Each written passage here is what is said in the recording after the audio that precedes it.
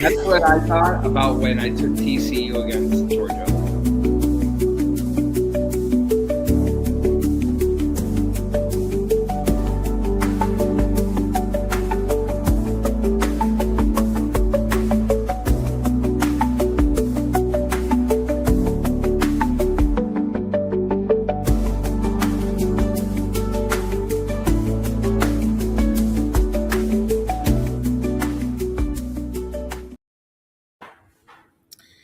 What's up, my boys?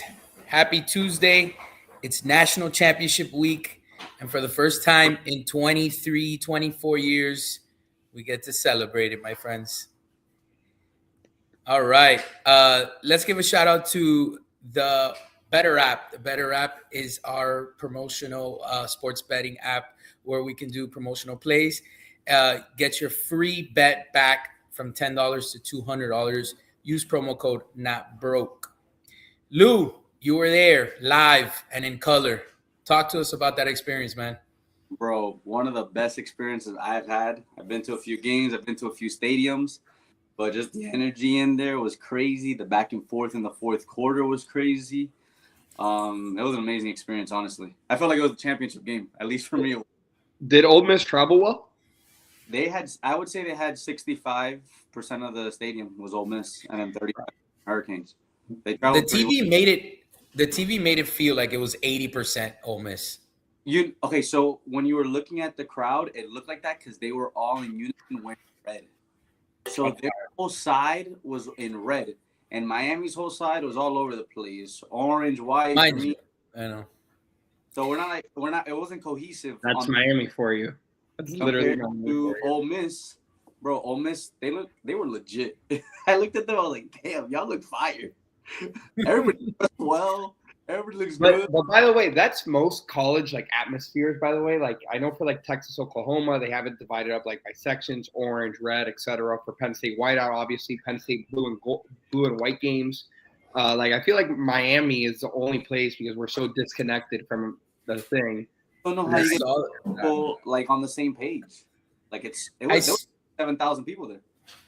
I saw that I saw that the Canes tweeted today that to tell their fans to wear orange to the national championship game, and all you read the comments is like, nah, bro, I'm wearing the same white shirt I've worn the last two games because why am I gonna change it now? And like literally that wasn't the one comment, that was every single comment. Like, why would you change this now? We've been wearing white the whole time. And I'm like, yeah, like if I'm going to the game, I'm not wearing orange. I already have my outfit picked out that it's white. So guess what? I'm wearing that. So we'll see. Well, hopefully we can make the game. I mean, it's $3,000 to get a foot in the door and sit up by the with binoculars. By the Hard Rock, what's it called, logo all the way in the top. Let's get in detail about the game. Nico, who would you say won that game for us? Specifically, Carson Beck in the fourth quarter, in the last drive of the game. But if you want to go to like a holistic view, I think the offensive line, man, they just were mauling people all day, giving Carson time to throw. I mean, you saw in some of those runs that they moved people. And Ole Miss presented problems. I mean, they got stops when needed. Obviously, on offense, there's not enough good things to say about them. Trinidad Chambliss is a beast. I would say the offensive line, and I guess the offense stepped up as a whole, but I would say it goes down to the offensive line. Lou? I will say the score looked like it was a closer game than what it was in person. We should have dominated that game. Just the DBs are playing defense for a reason because they don't have hands. And catch a freaking like 4 picks. 4 picks. One of them was hot potato between 3 of them. Yeah. 2 of them, they were looking for the pick 6. They saw the end zone already. They didn't catch the ball. So we come up with 1 or 2 picks. That game goes a whole different direction. And we were bullying them the whole time. Yeah, that's how I agree with that. I agree with that. Down to the end because we had to make stuff happen because we didn't convert on those turnovers and things like that. They didn't go in our favor. And penalties, the picks were one thing. As soon as we dropped one of those picks, they would score. Or we would get a penalty, it would turn into points. That's the football gods for you, buddy. That's the football So gods. things like that were like, damn, things weren't going in our favor, and we still pulled out that win. So I was impressed with them. That's why I say the score didn't really reflect what you saw on the field. This was before Devin goes. Sorry, just one more thing. Is that pace did affect the D line. Obviously, Indiana won't have that pace. Just not to get too far ahead of ourselves. But that was the least amount of pressures we had all season. I think it was 3 pressures. I think all game, and one of them was a sim pressure, like a stump blitz. So that was a little concerning to see. But obviously, no one runs the way Ole Miss does. To be completely fair, we kind of knew going in that was their strength, getting the ball out quick. So we kind of felt like, I mean, obviously the blind UM fan would tell you, oh, we have the best D-line in the country. Like, we're going to get to him. But how are you going to get to him if he's throwing the ball in less than 3 seconds? You know? So they played that to their favor. Now, I will say our defense held on for as much as they could. But obviously, it's very difficult to keep a team like that down for so long. But our offense in the fourth quarter, like every time they scored, I was like, we're cooked. Like we're not that team to go down there and score. Like, and we went down and scored, you know? And then I shout out to the offense, man. I mean, when they got down there and there was 2 minutes left in the game or a minute and change, like they did not go conservative. And I appreciate that. I thought that they would, knowing the way Cristobal has coached all year and the way Shannon Dawson has coached, well, the way that Cristobal has told Shannon Dawson to coach. I thought that once they got to the 30-yard line, they're like, all right, run it, kick the field goal, let's go to overtime. But, man, they kept throwing.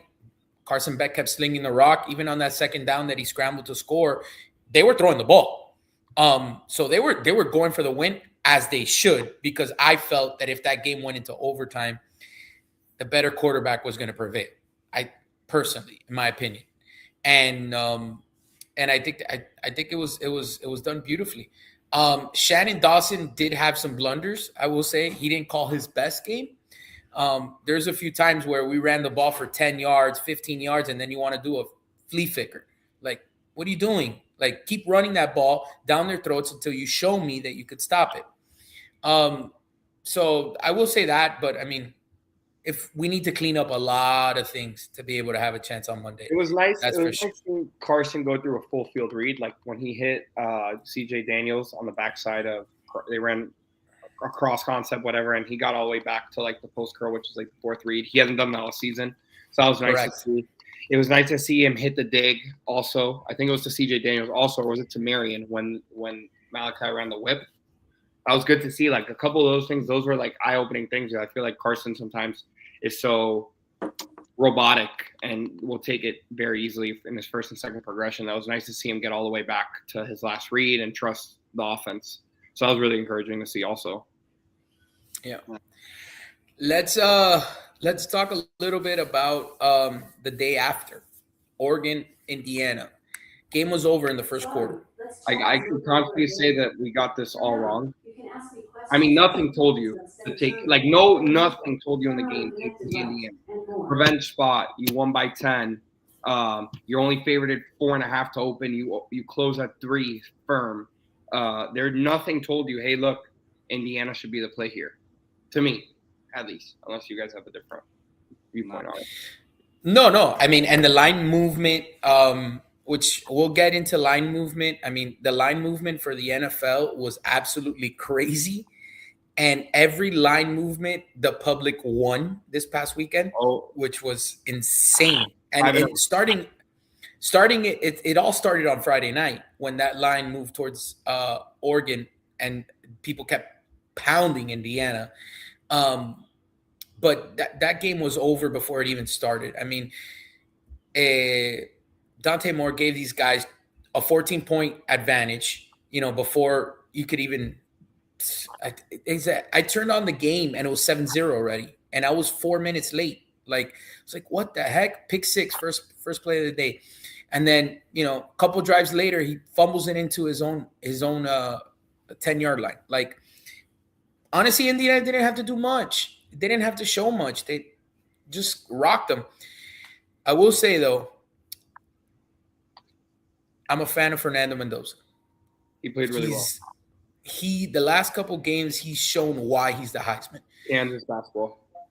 We talked about how his Heisman might be like the worst Heisman that has won as far as stats were concerned, right? And I believed that for a while, and I kept saying, I still believe it, but it's okay. No, it's the truth. It is the truth. That's taking nothing him from a player, like how good he is as a player. It's just statistically, it's not a great Heisman season. Correct, but he hasn't had to do that much. Like that guy's throwing 15 times a game, 18 times a game. He's throwing for 150 yards and 4 touchdowns. So it's kind of the way that the games have been played out. Yep. These guys are getting compared to like 2019 LSU. It's funny enough you bring that up. I saw a stat that Indiana would open 3.5-point dogs to 2019 LSU. If Indiana played 2019 LSU, that would be 21-0 in the end of the first quarter. They get mauled. I will say they get mauled. We'll talk about Fernando Mendoza and Indiana's offense. What impresses me the most is their defense. Not even their offense. Oh, I don't know. Their defense. You know what? To do that to Oregon and Dante, I agree. I was like, what is going on right now? These dudes are up. I think Dante – do you think Dante Moore got fraud checked? Like, he had better odds to go number 1 overall than Fernando pregame. So, pregame, it was plus 350 Dante Moore, plus 400 Fernando. And postgame, it closed Fernando minus 700 to go number 1 overall. He looked so bad. He looked horrible. We were at a bar, and I told my buddy, I was like, it looks like Vegas made a call. It literally looked like Vegas made a call. Just like CJ Stroud yesterday. That was horrible. But we'll get into that later too when we start talking about the NFL. All right. Let's talk a little bit about Monday. It looks like we're gonna try to do a show in person. If not, we'll do something to get more into detail. But quick little, give me a 30-second of what you think Monday looks like. Lou, I'll start with you. Miami's going to crush them. Give me Miami money line. I don't need the points. All right. There you go, Homer. Nico, what do you think? Canes 20 to 23. Okay. All right. That line is moving against Miami. That line is now -9.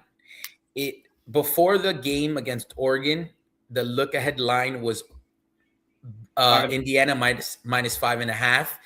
After the Oregon game, the line was Indiana minus 7.5. That line now is -9. I'm a little worried that Miami's going to look like Notre Dame from last year. When they got no. Worse than that would be TCU when they played Georgia. That was the worst bet of my life. TCU plus 11.5. I'll never forget it. Yeah. Miami might be close. I'm not gonna lie to you. I mean, they got to do the same thing that they did with Ole Miss, and the problem is that their D line is just as big. Their O line is just as big as us. So it's not like we can come and come over here. Let's go to the deep end. Let's go to the mud. Whatever it is that they say. That's a tough team to do that against. They're built the same exact way that we are, but just better, if I'm being honest. We have the stars. They have the team. So we'll get more depth on Monday when we talk about the game. But I definitely think it's going to be a lot closer than people expect. Obviously, I think it's definitely going to be a lot closer than what that line says. And we'll talk a little bit more. I don't think that they're going to have as home field as everyone thinks that they're going to have. As you can tell, it's very difficult to get into the game. The atmosphere around the stadium might be different, but we'll see. All right. Any last thoughts on the college football as we move towards the NFL? I have a lock of the year for that game, and it's not a side. Hey, you're talking about the college football? Yep. All right. So we'll give that We'll tease it for Monday. I love it. Hopefully the line goes in your favor and we get a better line than what you think it is. All right, let's jump into actually probably one of the low-key probably one of the best wild card weekends we've seen in a very long time. Yes. There was not one game. I mean, aside from the Chargers-Pats game, there was not one game that wasn't great. We'll start off with the Rams and Panthers. That line was crazy. That line was Rams -10. It seemed like everybody was jumping on the Rams. I took the points because it felt like a home dog playing at home. I think we talked about it, Nico. A home dog, double-digit home dog at home in the NFL was 7-2-1, almost 80%. Hitting at that clip. 7-2-1. It was 10 games. So okay, 7-2-1. Yeah, all right. Either way, 7-3 or 7-2-1. That's 70%. You have to hit the system. It worked out. Panthers almost pulled that off. Had me scared since I have the Rams to go to the Super Bowl. Nico, any thoughts on that? Which one? Rams, Panthers. Yeah, I think the Panthers, what we talked about, the Panthers are the team that's played down to competition the most all season long. Like their wins, like the Saints beat them. Yeah, not for they nothing. Play up and they play down. Yeah, not for nothing. The Saints aren't great. No offense. But it showed up. I mean, they beat the Rams, they beat the Cowboys, they beat good teams all season, like games they weren't favored in. And they beat them. So I think the Panthers are exactly that. And I think it shows that 10 points is too much in the NFL at home. I agree. Lou? Actually, to me, it was more telling on the Rams. They didn't look that good, honestly. They pulled out the win. But maybe this is a wake-up call for them moving forward. Hopefully it is, because I have the Rams in a survivor pool, and I think they can win it all. So I think they need to wake up because they definitely have the potential to win it all. Quick little segue from the Rams and who they play. They got the Bears up. They're actually a 3.5-point favorite at Chicago. Wow, another great one. Just when you think it's a snooze fest and they're up 21-3, these guys just kept battling, man. I mean, I'm not going to lie. I'm the first Caleb Williams doubter. And he made a great throw on 4th and 6. Amazing throw.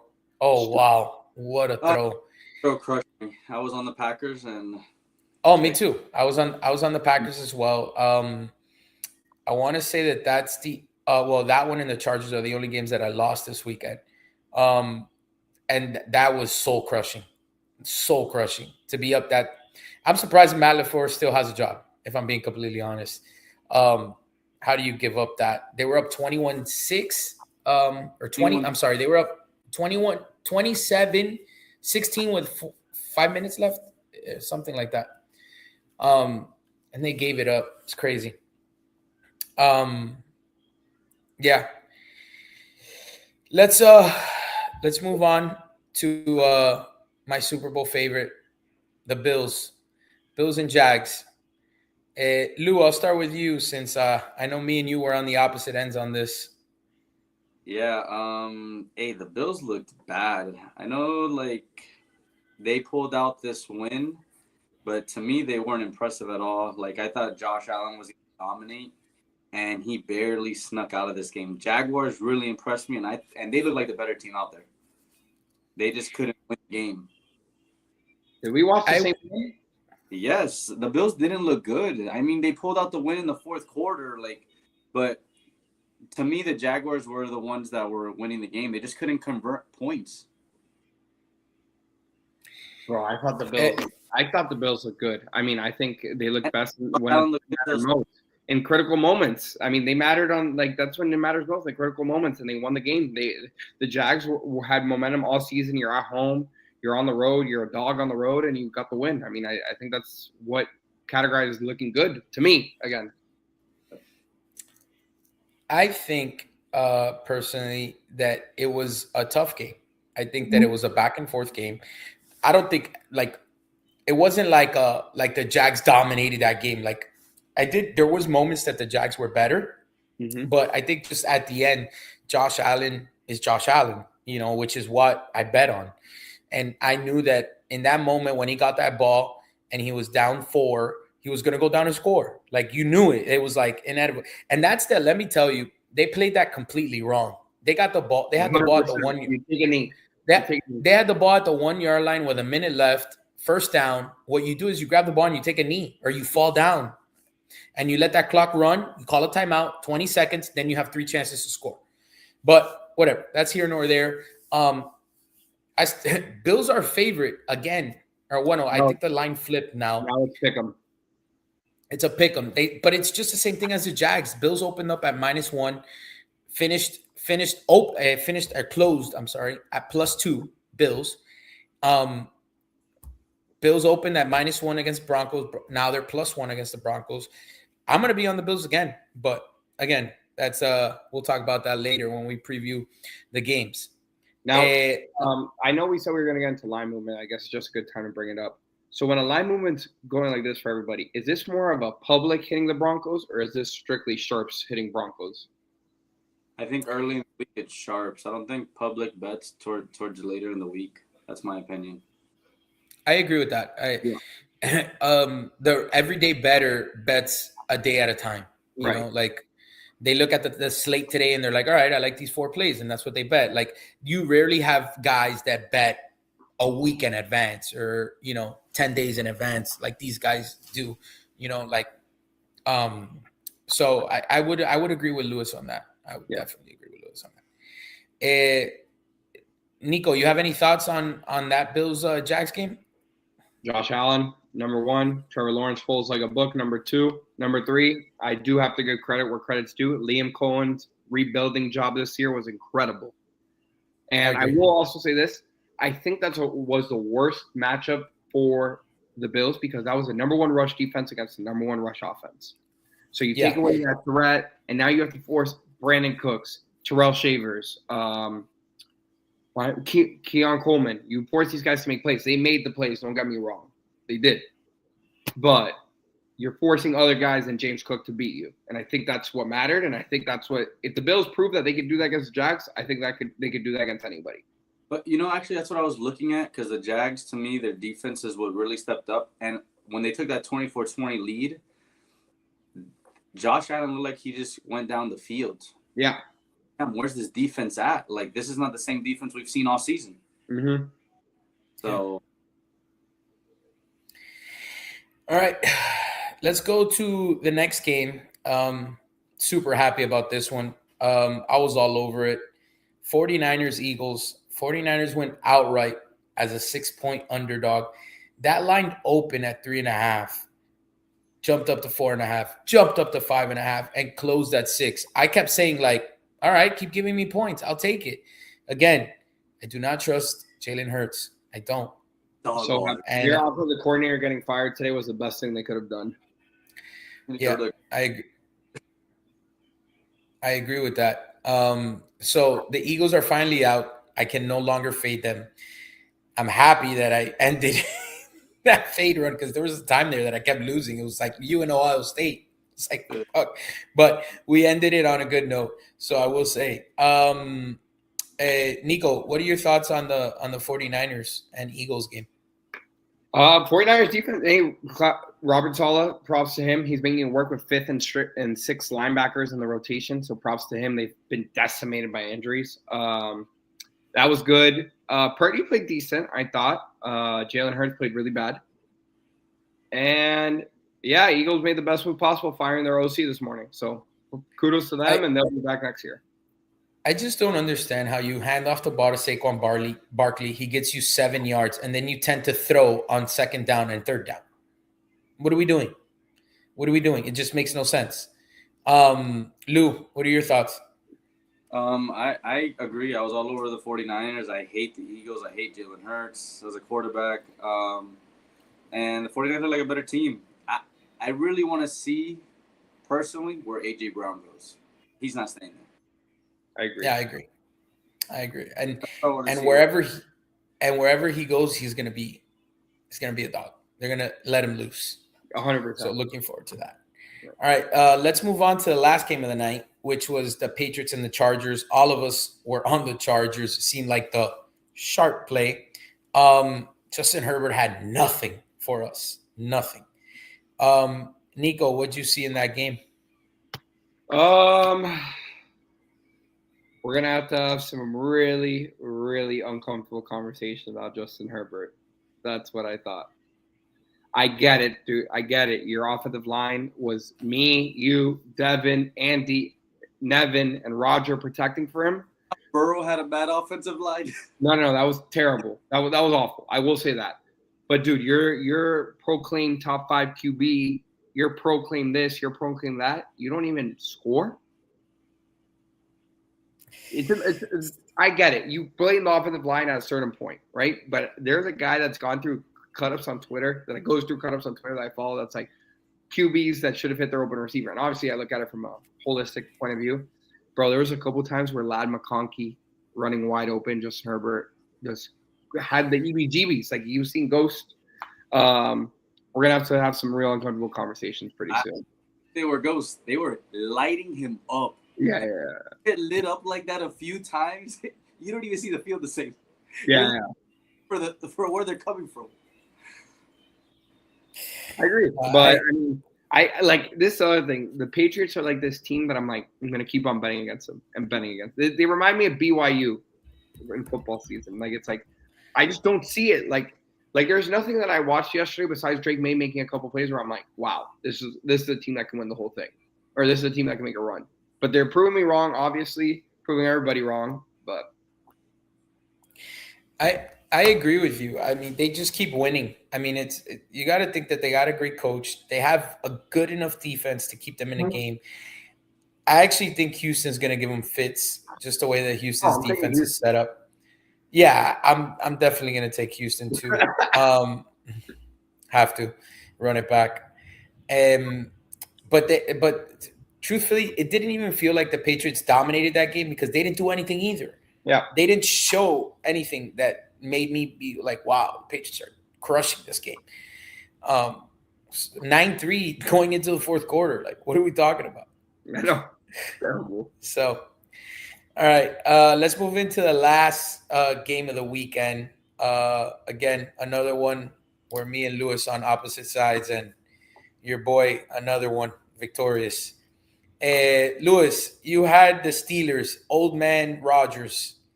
You thought that was going to get it done with that defense. I can't hear you. So my play of the day was the under 39, and with that being said, close. So I took Steelers. I just thought it would be a field goal game. I didn't think it was going to be blown out. And to a certain point, toward like the middle, it was. Game I projected, I was like, "Dang, this is exactly what I thought it was going to be—a field goal game, back and forth. It's going to stay like this." And then the Texans just took off. Yeah. I mean, I thought my under was cooked. I was like, "What are we doing here, guys? Why did Vegas make a call right now?" I thought Vegas made a call to C.J. Stroud early in that game. Wow. That guy was gift wrapping that game to them. Gift wrapping that game. That's why I doubled down on Houston at the half just because what my eyes saw. And I was like, all right, Houston's the much better team. Like, there's no way that the Steelers can hang around and can continue to keep Houston out of the end zone. And sure enough, I saw someone place the bet on two defensive touchdowns by Houston. And imagine, it was like $50 to pay like $30,000. Did they get both? I know. Yeah. They got both. They got a fumble recovery to the house and a pick six. Yeah. Rodgers' last throw in his career. The Houston last throw. Yeah. That Houston defense is really good, by the way. Yeah. Really good. So let's segue into a couple things that went on in the NFL, and we'll start with the Pittsburgh Steelers, obviously, because we just talked about them. For the first time in 20-something years, Mike Tomlin's out. 19. He's going to be their fourth coach in franchise history. That's crazy. No pressure. Like, I'm not going to lie to you. This is one of those things that feels like you get tired of being good. I mean, I'm not going to sit here and say that Pittsburgh's elite, because Pittsburgh is not elite. But Pittsburgh, I want to say, is it true that Mike Tomlin has never been under 500? Correct. His worst record ever was 9-8. I'll take that. I'm sorry, but I'll take that. You're competing for playoff spots. Like, you're relevant. Like, you're playing games in prime time. Like, what are we talking about? Like, I would take that. But again, I get it. Sometimes people need to change. It seems like the Ravens are in that same route with let go of Jim Harbaugh. So 2 crazy vacancies that we're not used to. If you're a coach, Lewis, which one would you choose? Definitely not the Steelers. I think there's too much pressure there. So this guy has been there for 19 years. 19 and Harbaugh 18. And I feel like he left on his own. So that means the franchise didn't even want to move on from him. So that tells me, like, they kind of had his back still. Like you said, the guy's never gone under 500. You come in and Oklahoma basketball. You're 500. You're a failure off a rip. Yeah. So like you have like the bar is set super high, and I'm like, damn, like you coming in as a first year coach, you might not get the leeway that you're expecting because this guy's never gone under 500. Where in the Harbaugh situation, they didn't have a bad year, but it's been rough, right? So, but also you're going into both these are in the AFC North. You're going into a division that, to me, I'm a Bengals fan. I think it's kind of like a little gauntlet. The AFC North. It is. Yeah. And the NFC North and the AFC North, to me, are the 2 toughest divisions. Yeah, they're like a little gauntlet. So you have this AFC West is actually pretty hard too. Yeah. No. So when I see, I think I take the route of the Ravens. Give me the better quarterback and less expectation in my book. Nico, if you had to choose? Ravens.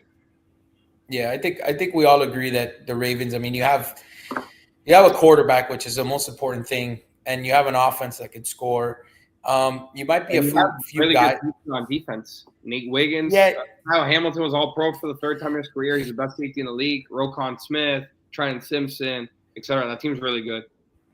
Yeah, I agree with that, I would say.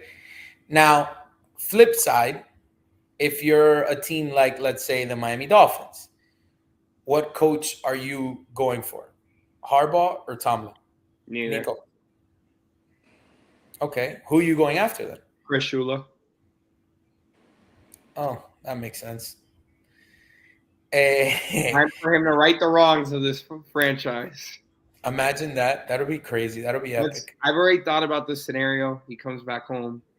1st year bust. 2nd year Arch Manning comes here. The next thing you know, Dolphins prosperity. What an illusion. Wow. I know, right? Oh, jeez. Yo, tell me that doesn't sound amazing in your head. The other thing that I thought about was they suck the 1st year, and he says "palabinga" with the quarterback scenario, and he just gets J.J. Smith, and then he rights the wrong. I think Miami goes after Harbaugh. Me too. But I'm hearing he's linked to the Falcons job. I heard that's what Matt Ryan was trying to do. Matt Ryan's the new president for the Falcons. Great hire, by the way. Phenomenal hire. Of course. I agree with that. 100%. All right. Let's get into a few of the games for the NFL. Since I don't think that we will have a show until then. It's really 4 games that we're going to talk about. Is there other coaching changes that are relevant? I don't care about a coaching change in Cleveland or the Raiders. Actually, there's one relevant to us, I guess. Cam Ward, the Titans. I would love to see them hire Stefanski from the Browns. I think that'd be a perfect guy for Ward's development. Wow, they fired the Titans coach? Mid-season. They had an interim, right? Yeah. Yeah. No, you're right. My bad. I think that would be a great fit for Cam Ward. I agree. Two-time coach of the year, had good offenses in Cleveland with the pieces he was dealt. I think a great offensive mind could really bolster Cam Ward. I think that's a good hire for them. I don't want the Cliff Kingsbury for him. I don't want the Mike McDaniel for him. I want like a dude. Like an adult. Mike Daniels is not an adult. No. Even though I like Cliff, but I don't think Cliff's the head coach. That stint in Arizona rubbed me the wrong way. The stuff he did, taking the USC job and then going down to Arizona, just rubbed me the wrong way. But I like Cliff as an offensive mind. I think he's phenomenal. Any other takes on the Titans job? Help Cam Ward out? I don't know. I think they need a lot of help on the offensive line. I think they need a lot of help everywhere. Seems god awful. He's throwing to us 3. That's true. All right. Bills Broncos. Denver is now a 1.5-point favorite. The over/under is 46. And Nico, I'll start with you. Damn, the side's tricky. I obviously, if I'm playing a side, I'm going to go better QB. For the game, though, I like the over 46.5. I just think Buffalo has shown time and time again that they're going to make game shootouts in the playoffs. I would love to know the percentage of Buffalo games that go over in the playoffs, because I feel like every one that I think about, they go over. So I guess just ride the trend until they could show that they could play some defense. Bo Nix isn't super incapable, but I like the over in this game, 46.5. I will say that number does seem short for a Bills game. I would have thought 48, 49, 48.5. Lou, what do you think about this game? So this line, to me, the over-under is very short. So to me, it's a defensive game. And with that being said, I'm going to go ahead and I'm going to go with the Broncos. Give me Broncos money line. Keep fading your boy, Davi. Run it back on fading the Bills. I get it. I would have done it too. We got to double down. Of course. Listen, I am with you. You know what I'm doing against the Bears for a fact. I'm with you. I get it. I get the play. I just personally just betting on Josh Allen. Honestly, I think this is his year. There's no Mahomes. You can rest your head at night on a pillow knowing you bet it with the good QB. If I lost with Josh Allen, then I lost with Josh Allen. You know, that Broncos defense is very good though. If they could stop him, I think the Broncos offense is better against the Bills defense than the Bills offense is better against the Broncos defense, if that makes sense. Mm-hmm. Right? So I think that the Broncos could soar easily on the Bills, and I think that the Bills will have a tougher time scoring on the Broncos. Not saying that won't happen, but that's kind of what I see. But with that said, I take the Bills anyways. And Nico, Saturday night, we got 49ers and Seahawks. These guys just played 2 weeks ago. 49ers were a 3-point favorite at home. Now we go to Seattle, and they're in a 7.5-point underdog. The line moved already. Wow. That total is 44.5. What do you think? I love Seattle. I'm with him. Wow. Nico. Wow. I think Seattle might be my play of the weekend. Wow. And I absolutely love San Francisco. I think I think the line tells you everything. They're a 7-point favorite at home, and that place is going to be rocking. Seattle shows up for you trust Sam Darnold. Okay. To beat another team in the playoffs by more than 7. Is that good? Mike McDonald's that good. Clint Kubiak's that good. And JSN's that good. I think this is a massacre in Seattle. I agree with Nico. Give me Seattle -7. I think they're going to put it to the 49ers. I think the public on the 49ers is huge, and the public just had a weekend. They had a field day. That's what scares me about the Bills game. That's exactly the reason why it scares me about the Bills. Seattle be on them. I think they're going to be on 49ers. Give me Seattle -7. All right. As I talk on what I think about this game, can you look up the numbers, the betting trend while I do that? So my opinion is this. I'm looking at the line. Yes, the line to me says Seattle. Why? Because that number is very big, especially when they played 2 weeks ago and San Fran was a favorite. I just think that I can't trust Sam Darnold in a playoff game to beat somebody by more than 7. End of story. That's kind of the easy answer to that. Number one. Number two, playing in Philly is almost as tough as playing in Seattle. So I could see that that's not really going to affect San Fran. I think San Fran can keep it close. You have the best running back in the league. And Purdy's been playing great. No, I'm serious. Purdy's been playing great. If they So you hear this? What? They change all of this. That what? Oh, because it's like 90% on San Fran for sure. Go ahead. Finish. So they didn't get No, I'm good. I'm good. I'm good. Go Niners. What? 75% of the money is on San Fran. And Wow. and that's why the line is moving opposite of that. So tell me, Reverse line movement. Phenomenal. I love to hear it. and 75% of the money is on San Fran. Yeah, I'm going to take Seattle right now. Money line, San Fran has 57%. Oh, my God. 280. Dude. It's going to be a massacre. How does a team that's plus 280 have 57% of the money? Bro, Lou, you just told me everything I need to know. -6 playing it right now for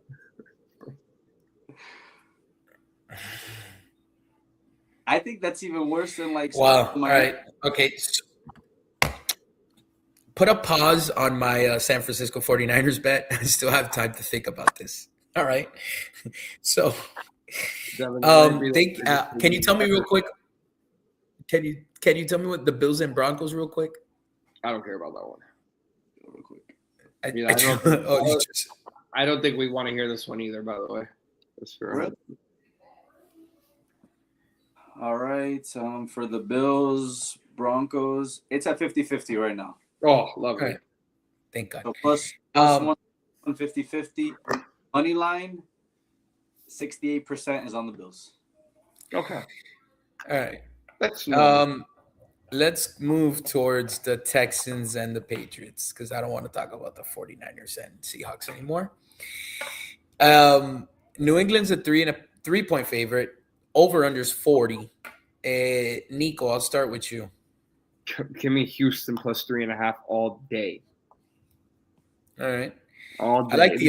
I like the under there. I like the under too, but that defense is. I was about to get to New England's defense good enough. Houston's defense is really good. Yeah, you gotta assume that Houston's gonna play better. They play horrible against Pittsburgh. On offense, obviously. Yeah. Defensively, they play great. Yeah, that D line is serious. Lou, what do you like? Stingley, to me, Stingley's the best DB in football. Yeah, the Petrie guy is really good too. Yes, number 5, the safety from Baylor. Yes. Mm-hmm. Yeah. What'd you say, Lou? In this game, I would lean Patriots, but my pick is going to be the under 40. I think both teams have really good defensive teams, and I think that under 40 is a lock. All right. I love the under too. So we're on the same page there. All right, let's talk about the last game of the weekend. Rams and Bears.